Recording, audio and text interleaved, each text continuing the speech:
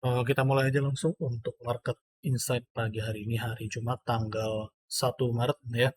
Selamat pagi semuanya. Oke, market insight hari ini kita bahas dulu mulai dari kejutan yang diberikan oleh OPEC ya. Oke, di sini mungkin nggak akan beda jauh ya kalau misalnya kita berbicara OPEC ya.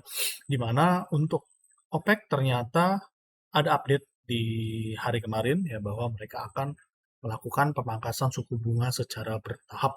Oke. Nah, ini kata kuncinya adalah yang perlu kita tahu adalah secara bertahap ya. Berarti pemangkasan suku bunga ini, sorry, pemangkasan produksi minyak ini akan dilakukan secara perlahan ya. Enggak seperti beberapa bulan yang lalu yang dipangkas langsung 500.000 barrel, langsung dipangkas 1 juta barrel. Ini dipangkas secara bertahap ya. Mungkin berapa puluh ribu barrel lalu naik, naik, naik, naik dan naik ya. Oke, dan itulah menyebabkan kenapa kemarin harga oil itu cukup terbang ya atau cukup naik, cukup bullish ya. Dari 77 ya, dia naik ke 79 dan bahkan bukan hari kemarin aja ya. Kalau kita lihat dari 26 Februari kemarin, dia naiknya pun juga cukup signifikan banget ya.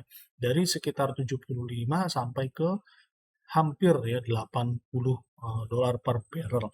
Dan ditambah lagi dengan pemangkasan produksi minyak yang akan disusul nanti secara bertahap, ini akan membuat market jauh lebih bullish lagi ya, atau jauh lebih tinggi lagi ya. Namun kenaikannya masih dalam batasan ya, maksudnya dalam batasan adalah dia naiknya kan perlahan, perlahan, perlahan, perlahan naiknya. Nggak sebombastis seperti tahun kemarin. Seperti itu. Nah, ditambah lagi ya kenapa oil ini cukup terkoreksi kemarin, itu karena memang ada aksi profit taking aja ya, karena ada beberapa data US yang bisa dibilang bagus ya. Kemarin itu ada data US yang bisa dibilang nih natural gas storage ini bagus ya. Ditambah lagi juga dari core PCE price indexnya dia juga ternyata netral aja. Ya padahal ini untuk unemployment claims-nya dia cukup hancur banget bisa dibilang ya. Dari forecast 209K naik ke 215. Bahkan kalau kita lihat dari previous dan forecast ini secara uh, apa namanya unemployment claims dia meningkat. Ibaratnya dia meningkat cukup signifikan ya dari bulan kemarin dan dari prediksi di bulan ini dia meningkat sangat signifikan bisa dibilang. Dan itu teman-teman mungkin kemarin melihat ya bahwa nggak hanya harga oil aja yang terbang tinggi, namun beberapa pair juga pasti menguat semua. Oke, oke. Namun kalau kita lihat secara oil untuk start hari ini sampai ke minggu depan, ini sudah ada mappingnya ya teman-teman bisa lihat semua. Di sini kemungkinan besar oil akan naik sampai ke 79, TP1-nya TP 280 sampai ke 81-an. Oke, di area merah ini adalah range area pergerakan harga oil ya, area floating biasanya ya. Di luar dari garis merah, di luar dari kotak merah ini adalah apa teman-teman untuk eh, mengambil decision atau keputusan mau stop loss, pasang stop loss di mana maupun di cut loss secara manual. Oke. Mungkin untuk hari ini secara harga oil akan terkoreksi, ya, cukup terkoreksi sih ya karena memang eh, after dari core PCE indeks yang kemarin itu masih netral aja ya datanya dan masalah pemangkasan suku bunga yang dilakukan oleh US juga masih dipending sampai bulan Juni ya. Jadi ada kemungkinan besar kalaupun memang oil koreksi ya, koreksinya kemungkinan besar dia pasti tidak akan jauh-jauh dari harga 77 untuk dengan kondisi yang sekarang. Kalau memang tidak ada trigger atau fundamental atau news yang lain dari counter currency-nya yaitu US dollar. Oke. Berlaku juga ya, skenario sama seperti UK oil juga, sama aja sebenarnya mau UK oil mau US oil ya. Oke, lalu yang kedua ada gold. Ya, gold, nah, bisa teman-teman lihat semua dia tinggi banget terbangnya ya, tinggi banget terbangnya kemarin udah gue suggestion ya, masih buy di area 2036 ya di Telegram Group, dia koreksi ya, walaupun memang koreksi cukup signifikan, lalu dia boom terbang sampai ke TP3. Oke, nah sebenarnya ini sering gue bilang ya bahwa memang gold ini next akan menyentuh harga 2050. Tinggal kita tunggu waktunya aja. Dan akhirnya sekarang terjadi sampai ke 2050-an ya. Itu akibatnya diakibatkan oleh memang data unemployment claims yang bisa dibilang hancur parah ya, data penganggurannya hancur juga, dan ditambah lagi juga core PCE-nya ini ya netral-netral aja. Secara kalau kita lihat core PCE-nya ini bisa dibilang nggak ada perubahan ya dari kuartal keempat kemarin. Oke, tingkat pengangguran di Amerika semakin banyak ya, berarti ada kemungkinan besar untuk data inflasi yang akan launching nanti di bulan Maret atau di bulan ini kemungkinan besar juga akan menurun ya. Oke, kalau misalkan menurunnya tingkat inflasi, otomatis pasti akan menaikkan harga komoditi, ya, komoditi maupun harga-harga yang lain selain US dollar ya, karena memang kenaikan inflasi yang ditunggu-tunggu oleh The Fed untuk mempertahankan atau menaikkan suku bunga.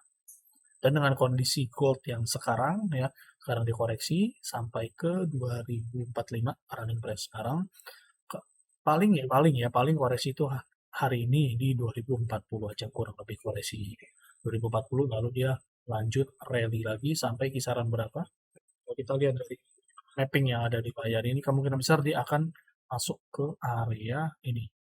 Oke, area 2065 sampai 2051 ya. Jadi ada potensi gold akan bermain di atas 2050 lagi harganya, pun dengan masih dalam batas yang wajar kenaikannya, enggak benar-benar sangat signifikan terbang 100 poin atau 50 poin ya, enggak.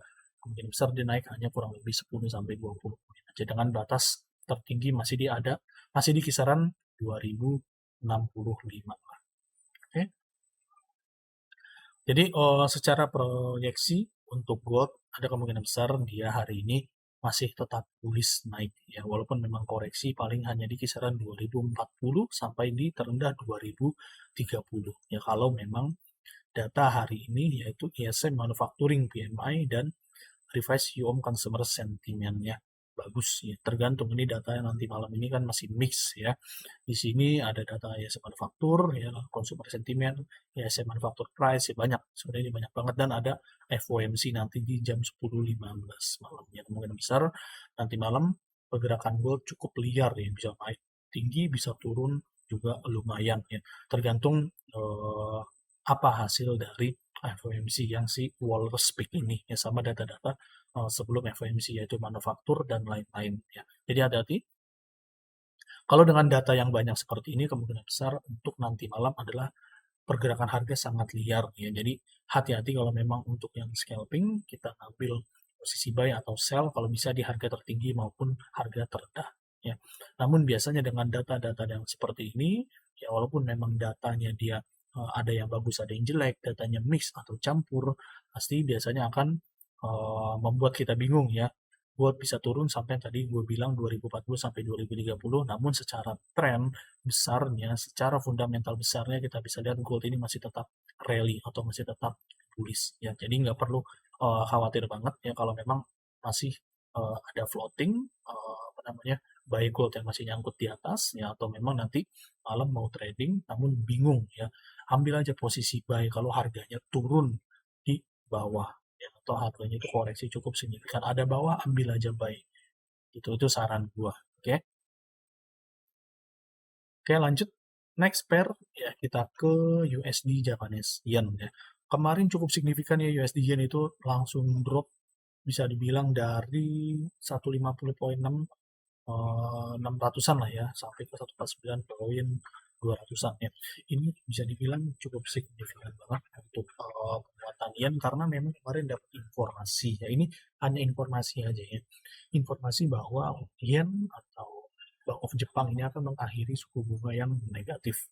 Oke, ini sudah sering gue bahas mungkin ya.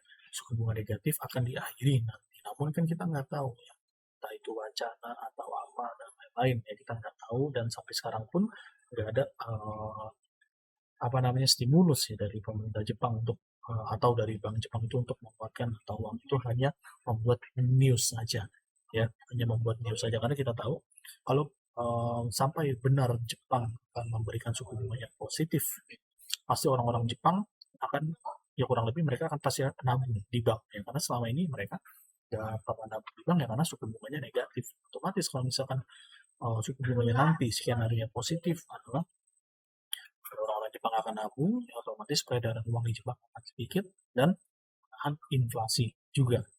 Otomatis akan terjadi penguatan terhadap mata uang yen, ya. Mata uang yen ya adanya di bank gitu, ada di peredaran masyarakat ya, ada di pasar atau mata uang Jepang itu semakin langka. Gitu, ya. Otomatis ya, pasti akan terjadi harga impor yang mahal produk-produk Jepang. Ya, namun itu hanya skenario aja. Ya, namun kalau menurut gue pribadi adalah ini masih mau tes pasar aja sih sebenarnya, mau tes pasarnya. Gelombang pertama aja, pasti gelombang pertama. Coba kalau misalkan nanti kita bilang suku bunga Jepang akan dibuat positif, gimana reaksi pasar? Langsung menguat semua, ya kan? Turun cukup signifikan, sangat signifikan banget turun sampai 8 pips ya. Tidak pada sen, namun dia langsung naik lagi, ya kan? Melemah lagi, ya karena memang ini hanya untuk ngetes market aja atau ngetes pasar aja. Secara kalau kita lihat dari data ekspornya Jepang, ya itu masih sangat bagus bisa dibilang ekspor mesin dia.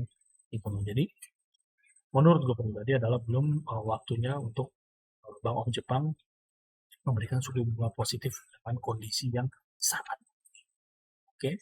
Dan ditambah lagi juga US pun kita hari ini masih melihat ya, banyak data-data yang sangat penting. Ya, otomatis kalau memang ada data yang satu US bagus pasti akan mengguncang USD Japanese Yen. Mengguncangnya kemana ya? Pasti USD Japanese Yen akan kembali naik lagi. Seperti itu. Oke. Lalu berlaku juga untuk yen currency yang currency lain yang ada yen ya, yen, Canadian yen, ya, Swiss franc yen sampai New Zealand Japanese yen. Pasti semuanya akan kembali bullish lagi atau kembali naik lagi. Oke. Oke, yang terakhir ya biasa kita selalu bahas indeks ya.